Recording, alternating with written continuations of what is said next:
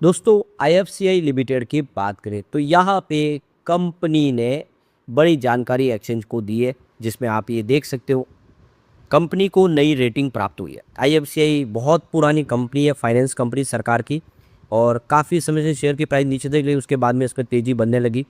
अब आने वाले इसमें क्या संभावना बनेगी उसको जानेंगे। दूसरी तरफ अगर हम एचएफसीएल लिमिटेड की बात करें तो कंपनी कमाल कर रही है, एक के बाद एक ऑर्डर प्राप्त हो रहे हैं, बहुत ज़बरदस्त बिजनेस है और उसका फ़ायदा शेयर को मिल रहा है, लगातार नए हाई बना रहे हैं। जब बाजार कमज़ोर है उसके बाद भी ये स्टॉक लगातार दौड़ रहा है। तो क्या है आगे की रणनीति, उसको समझेंगे इस वीडियो के माध्यम से। यहाँ पे इन्होंने एक अपनी कंपनी को बंद करने का फैसला किया, क्या है उसके पीछे की वजह जानेंगे। दूसरी तरफ अगर हम ओला इलेक्ट्रिक मोबिलिटी की बात करें तो कंपनी ने गेम चेंजर बिजनेस स्टार्ट कर दिया, और वो है होम इन्वर्टर, कमर्शियल इन्वर्टर, जो एक नए सेगमेंट में एंटर कर लिए और बिजनेस अभी ग्रो कर रहा है। तो क्या आने वाले इसमें कंपनी जो लॉस मेकिंग आने वाले उसमें बेहतर करेगी। साथ में हम मयंक कैटल को डिस्कस करेंगे, जिसने बहुत ही अच्छा बोनस देने का ऐलान कर दिया है। लेकिन फ्रेंड्स उससे पहले अगर आप पहली बार हमारे चैनल पे आए तो चैनल को सब्सक्राइब कर दीजिए, एक बेल आइकॉन दबा दीजिए, ताकि जब भी नया वीडियो बने पहला नोटिफिकेशन आपको मिले। वीडियो पसंद आए तो लाइक से जरूर कीजिए। चलो फ्रेंड्स वीडियो स्टार्ट करते हैं। मैं हूँ आपका दोस्त एसपी दवे और हमारे अपने चैनल ऑनलाइन कमाई में आपका बहुत बहुत स्वागत। सबसे पहले आईएफसीआई लिमिटेड के कारोबार की बात है, 80.66 पर क्लोजिंग थी, 1.35% की यहाँ पे गिरावट देखने को मिली। इसकी परफॉर्मेंस देखें तो 3 मंथ का हाई इसका 95 का, और ये इसका 1 ईयर का हाई भी है और 3 मंथ का हाई भी है। यानी पिछले दिनों स्टॉक ने ज़बरदस्त दौड़ लगाई और एक फ्रेश हाई बना दिया, 95 तक दौड़ लगाई है। अब वहाँ से प्रॉफिट बुकिंग आई थोड़ी सी, तो 3 मंथ का जो लो बना है वो 60 का है, स्टॉक वहाँ से इस समय बेहतर है। 1 ईयर का लो इसका 46 के आसपास है, जबकि 3 ईयर का लो मात्र 30 रुपीज़ है और 5 ईयर का लो 8 रुपये। 8 रुपये का स्टॉक 95 तक दौड़ा है, बहुत ही बेहतर किया है। और अब आने वाले समय फिर से एक नई तेज़ी की उम्मीद यहाँ पे दिखाई दे रही है। तो आईएफसीआई लिमिटेड की तरफ से एक्सचेंज को जानकारी दी है कि उनको रेटिंग प्राप्त हुई है केयर एज रेटिंग एजेंसी की तरफ से। तो यहाँ पे ये जो रेटिंग दी है किस तरह से उसको एक बार देख लेते हैं। तो देखो कि इंफ्रास्ट्रक्चर बॉन्ड जारी किए थे आईएफसीआई ने, इसके ऊपर केयर की तरफ से BB की रेटिंग दी गई है और इसको रीअफर्म कर दिया गया। जो RWTY जो है ये रेटिंग कंफर्म जो पहले थी उसी को बरकरार रखा है एक तरह से। सेकंड है यहाँ पे लॉन्ग टर्म इनकी बैंक फैसिलिटी है, इसके ऊपर भी केयर की तरफ से BB की रेटिंग दी गई है। और उसके बाद इन्होंने नॉन कन्वर्टेबल डिबेंचर्स बॉन्ड जारी किया NCDS, उसके ऊपर भी केयर की तरफ से केयर BB की रेटिंग दी गई है। और RWD के यहाँ पे इसमें आउटलुक है। इसके अलावा यहाँ पे इन्होंने दूसरे जो सबऑर्डिनेटेड बॉन्ड भी जारी किए, जिसके ऊपर भी केयर की तरफ से BB की रेटिंग प्राप्त हुई है। और अनसिक्योर्ड रिन्यूएबल बॉन्ड्स भी जारी किए थे 5 नंबर पे, आप देखिए उस पर भी केयर की तरफ से BB रेटिंग के साथ रेटिंग दी गई। तो रेटिंग अच्छी है और आईएफसी एक सरकारी कंपनी है, तो कोई रिस्क की बात भी नहीं है। आने वाले इसमें इस स्टॉक के अंदर दम दिख रहा है। सरकार की होल्डिंग यहाँ पे काफ़ी अच्छी है, 72.57% की मजबूत होल्डिंग है। एफआई ने इन्वेस्टमेंट बढ़ाया, 3.50% कर लिया, जो पहले 2.625% था। तो मार्च में देख होल्डिंग बढ़ी है। अब जून में यहाँ पे डीआई की होल्डिंग भी बढ़ी है, 1.66% हुई है, जो मार्च में 1.64% थी। गवर्नमेंट की होल्डिंग यहाँ पे कुछ घटी है, 2.12% की होल्डिंग थी, जो अब हुई है, जो पहले 2.21% के आसपास थी। सरकार ने अपनी कुछ स्टेक कम की है। जनरल पब्लिक की होल्डिंग भी यहाँ पे आपको कम होती हुई दिखा देगी, 20.90% की होल्डिंग थी मार्च में, जो 20.14% हो चुकी है। कुल मिला के एफआई का यहाँ पे ज़बरदस्त निवेश है, डीआई का भी इन्वेस्टमेंट है। अब एचएफसीएल लिमिटेड की बात करें तो 227 पर आप देखिए क्लोजिंग देखने को मिली, 1.70% की तेजी के साथ। यहाँ पे 59 इसका 52 वीक का लोअर हाई 234 है, स्टॉक उसी के आसपास है, यानी इतने फ्रेश हाई के आसपास ट्रेड कर रहा है। इसकी परफॉर्मेंस देखें तो 3 मंथ का हाई 234 का है, ये इसका 1 ईयर का हाई, 3 ईयर का और 5 ईयर का हाई है। तो ये स्टॉक भी बहुत मजबूत दिखाई दे रहा है। 3 मंथ का जो लो 135 है, 135 से 235 का सफ़र इसने तय किया है, और वो भी सिर्फ 3 महीने में। 3 महीने में 100 रुपीज़ का उछाल दिखा। उस दौरान बाजार बहुत कमज़ोर था, उसके बाद भी ये स्टॉक लगातार दौड़ रहा है। 1 ईयर का लो इसका मात्र 59 था, अब यही इसका 3 ईयर का लो भी था। इन काफ़ी समय से स्टॉक एक सीमित दायरे में था, लेकिन उसके बाद जब दौड़ना शुरू हुआ तो लगातार दौड़ा।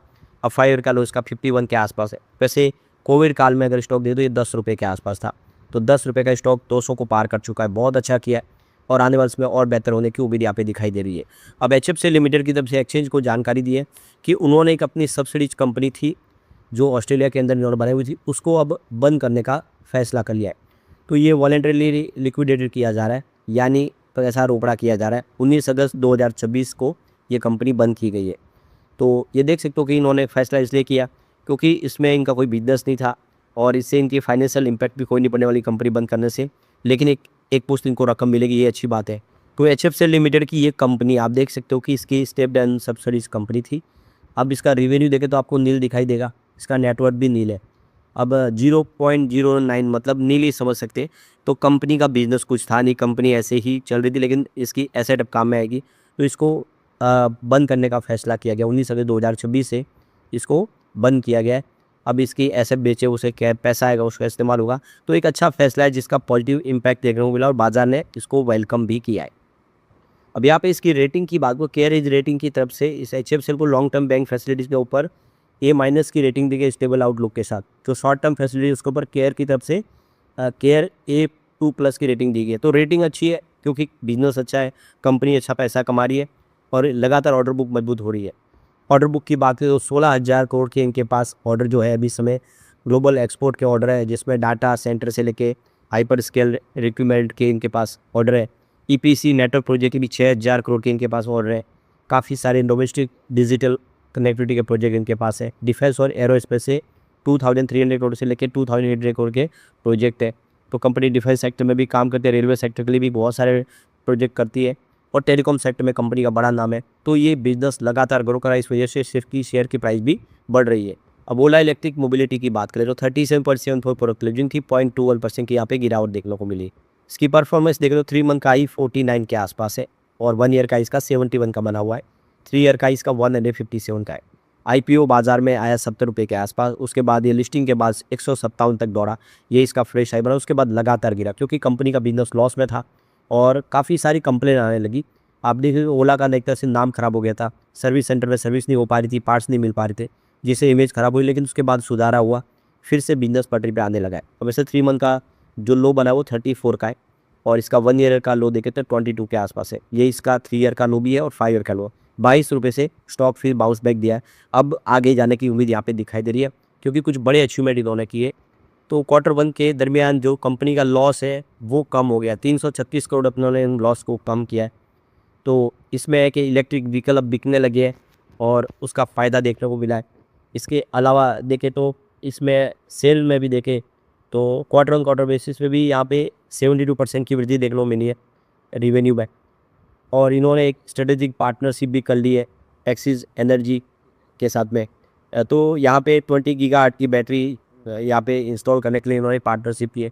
तो लगातार बिजनेस ग्रो कर रहा है, फैसले अच्छे किए जा रहे हैं। मेक इन इंडिया के तहत खुद यहाँ पे ये अपनी खुद की बैटरी बना रही है, जिसमें 4,680 और 46,100 इन्होंने बैटरी अपनी बना दी है। इसके अलावा देखें तो कंपनी अब होम सेगमेंट के लिए भी बहुत सारे नए इन्वर्टर ला चुके हैं, जिसमें आप देखें ओला शक्ति के नाम से आप घर के लिए इन्वर्टर ले सकते हैं, जिसमें आपका लाइट जाने के बाद AC भी चला सकते हैं। ऐसी कमर्शियल इन्वर्टर भी इन्होंने लॉन्च कर दिए। तो ये बिजनेस अब पटरी पे आता हुआ दिखाई दे रहा है। ऐसे में उम्मीद करेंगे कि आने वाले ओला इलेक्ट्रिक के दिन पलटेंगे और ये बेहतर करेगा। सरकार की तरफ से भी इनको देखो PLA स्कीम का बेनिफिट मिल रहा है। अब बैंक कैटल फूड लिमिटेड की बात है 244 पर क्लोजिंग की 1.89% की यहाँ पे गिरावट देखने को मिली।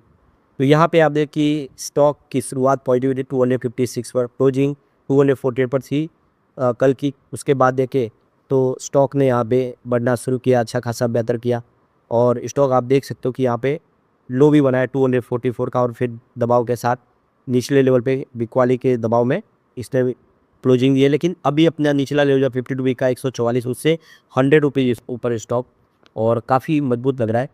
और वजह यहाँ पे साफ है, 1-1 के रेशो में बोनस देने जा रही है कंपनी। 24 अगस्त 2024 इसकी रिकॉर्ड डेट है, उसके पहले अगर आप शेयर खरीदेंगे आपको भी इसका फ़ायदा मिल जाएगा। लेकिन फ्रेंड्स, कोई भी इन्वेस्टमेंट करने से पहले अपने फाइनेंशियल एडवाइजर से एडवाइस ले ले या अपना खुद का रिसर्च करें, क्योंकि मैंने वीडियो आपके एजुकेशनल पर्पज़ के लिए ही बनाया। वीडियो पसंद आए तो लाइक शेड्यूल कीजिए और चैनल को सब्सक्राइब कर दीजिए। Thank you friends.